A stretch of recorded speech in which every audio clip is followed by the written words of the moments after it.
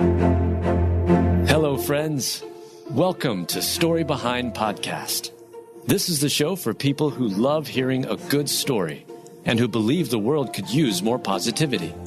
We're the team behind God Updates and God Too, and we hope these weekly short stories will brighten your day.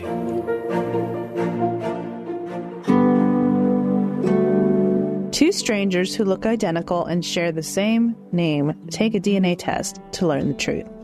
Written by Hallie Wells, read by Julie Provost. What are the odds that two strangers who look identical also share the same name? Now, what are the odds that those same two nearly identical strangers with the same name also share the same occupation? Not likely. Let's break it down. Approximately 42% of the world's male population wears glasses. Only 2.7% of the 30-year-old males in the world are 6'4" inches tall or taller. And about 2% of the planet's citizens have naturally red hair. Therefore, it's pretty unusual for a guy to be 6'4" tall and have red hair and a red beard and wear glasses. But that's not the real story here. There are two gentlemen with those physical characteristics, and both are baseball pitchers named Brady Phil. Weird, huh? Determined to find out whether 28-year-old Brady Phil from St. Louis, Missouri, and 33-year-old Brady Phil of Severn, Maryland, are actually long-lost brothers. Inside Edition connected with the two to conduct DNA tests. After all, there have been cases of siblings raised separately who met later in life and learned that they lived extraordinary, similar lives. The Jim twins were one such pair. The two were separated at birth, put up for adoption, and reunited as adults. When they met, they learned that they shared the same interest. Each had a brother named Larry and a childhood dog named Toy.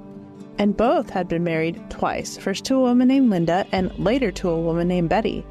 They even unknowingly gave their firstborn sons the same name. And they smoked the same brand of cigarettes and drank the same type of beer. It would have been fascinating to learn that the Bradys were actually related, but that wasn't what the DNA test revealed. They did learn that, though they look like they might be of Irish descent, they both possess Germanic heritage. Both Brady Phils have ancestry that is 53% Germanic in origin, and while they aren't blood brothers, they definitely found a connection and agree that they are still brothers in a way. Brady Gregory Phil is a field agent who pitched for Ole Miss in college and later for the Oakland Athletics. Brady Matthew Phil has played for various teams, including the Texas Rangers and most recently the Percos de Puebla of the Mexican League. Maybe you've not found your doppelganger yet, but may just be one or several out there. Indeed, the very hairs of your head are all numbered. Don't be afraid, you are worth more than many sparrows. Luke 12:7.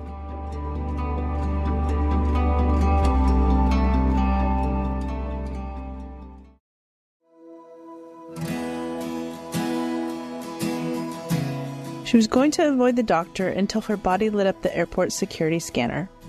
Written by Julie Provost, read by Julie Provost. As a triple-negative breast cancer survivor, Regina Evans now knows and loves God in a more profound way. Yet in many cases, such a terrifying and grueling ordeal could easily shake someone's faith. But that's not the case in this inspiring overcomer story. For Regina, who relied on God through her entire cancer journey, both the highs and the lows only served to strengthen and forge an even more intimate relationship with her Creator. Now she shares her incredible story to inspire and encourage others in their faith. In mid-2023, Regina Evans of Virginia was preparing to go on a dream vacation to Israel, Jordan, and Egypt. Her husband had surprised her with the trip by giving her a cassette tape with the song 2 Tickets to Paradise on it. When she opened it up, she found the itinerary for the trip. Before they left on this epic anniversary trip, she went in for a mammogram. 2 days before they left, she got a call from the doctor. "We'd really like you to come in and we want to take a closer look," they told her. Regina wasn't new to this type of response after a mammogram. She had issues with fibroadenoma in the past, which are painless and benign breast tumors, and was used to going back for a closer look. "I went on my trip thinking everything was going to be fine," she told God Updates. When returning to the United States, Regina Evans and her husband had a layover in Frankfurt, Germany. They had to go through security, and she considered delaying her appointment. However, when she went through security, she lit up their scanner. It was yellow on her right breast. Although the doctors told her that that shouldn't have happened, For Regina, it was a miracle from God, the first one of many that would appear during her cancer journey. "You know, God got my attention because that's what made me keep the appointment," she said. At that appointment, she found out that it was malignant. "There's no way, it's never malignant," she recalled. But it was, and they needed to biopsy it. That's when Regina found out she had triple-negative breast cancer. According to the American Cancer Society, triple-negative breast cancer, TNBC, counts for about 10 to 15% of all breast cancers. It tends to be more common in women younger than 40, although Regina was 50. This type of cancer tends to grow and spread faster than other types of breast cancer, has fewer treatment options, and has a worse prognosis. Regina goes on to say that the best chances of fighting this type of cancer are finding it early, getting it out, hammering it with chemotherapy and radiation, and hoping for the best. Although the cancer had spread outside the tumor wall, it wasn't really large yet, so Regina had a good chance of fighting it. The cancer grows by 1% a day, so looking back, the 2-week trip might not have been the best idea. Regina, however, was glad she went. After the diagnosis, Regina Evans would need surgery. She would also need an MRI before she could have that surgery. And as much as she felt this needed to be fast-tracked, she was told it could take a while, and that all cancer had priority, not just hers. "I'm just like, God, please let me get an opening for surgery early," she prayed. And the very next day, she got a call. There was an MRI appointment opening, so she took it. There was also an opening for surgery. "God fast-tracked me," she said. That was miracle number 2. During this time, it didn't quite compute that she could die from this. And at first, she wasn't going to tell anyone. Although her family knew I was praying for her, no one else knew what to do. So that's when the verse James 5:16 started going through her head. "The effectual, fervent prayer of a righteous man availeth much." I felt more and more that God wanted me to share it with people individually that I knew were Christian and that would really pray for me, Regina recalled. And that was when she ran into a woman she knew from her old church, Patricia Bracey, a known prayer warrior. Regina ran into Patricia at Aldi, and the 2 women caught up. Regina then asked if Patricia would pay for her, and she did, right in the middle of a grocery store. Later that same day, Regina went to her neighbor's house and told her what was happening. She also asked her to pray, and she did. Both women had brought up oil and its healing properties. When Regina went home, she thought about that verse again. "The effectual, fervent prayer of a righteous man availeth much," and wondered about its context in Scripture, so she looked it up, James chapter 5, and was startled to realize that it was about to do when someone in the church was sick.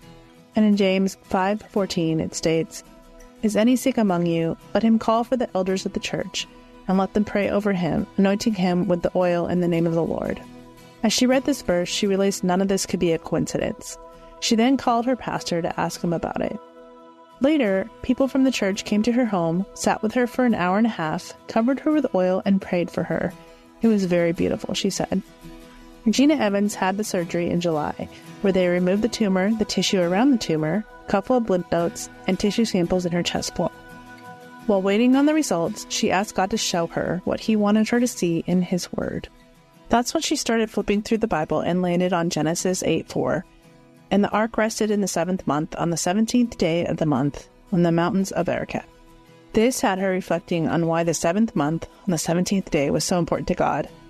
Although Jesus' calendar differed from Noah's, Jesus rose again on the day Noah landed on Ararat's mountain. Not only that, Regina realized that her surgery was in the 7th month, on the 17th day as well.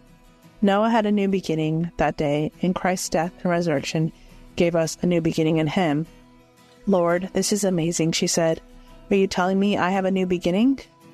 Up until this point, Regina had been worried about what could happen. She still had 2 daughters at home, ages 19 and 15. So when she felt that God was there, she felt such assurance. It was yet another miracle in her cancer journey.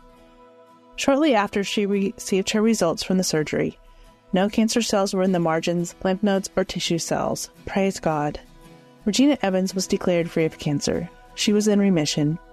She would still need to do chemotherapy and radiation based on the type of cancer it was. After finishing chemo in December of last year and radiation in February, other than a little bit of neuropathy in her toes and feeling more tired than usual, she feels like she is doing pretty well. "God healed me," she explained. Before the cancer diagnosis, Regina had knowledge that God loved her, but she always had doubts about whether he would forgive her. Although she was raised in the church, she didn't follow Jesus as she should have and was saved at a later age. Today she has that heart knowledge and has grown closer to Jesus through it all. I have such assurance now that I'm saved, that I'm loved, she told God Updates. She doesn't worry about the cancer now or fear that it will come back. She doesn't worry about every little symptom, which is a huge blessing. I know that God's got it, she says. I know that it will be His will and His plan, and that will be okay. I know where I'm going. Regina Evans encourages people to reach out to those who are sick. I appreciated every overture that people gave to me. People were just so kind. As far as what advice she would give to those who may have just received the cancer diagnosis themselves, lean on Jesus, she said. Rely on Him and just lean into Him and trust Him and call out to Him. He is the comfort. No matter how challenging life gets, God has a way of reminding us He is there, walking beside us, always by our side. As we can see from Regina's story as a triple-negative breast cancer survivor, keep praying and have faith that Jesus will be there with you every step of the way.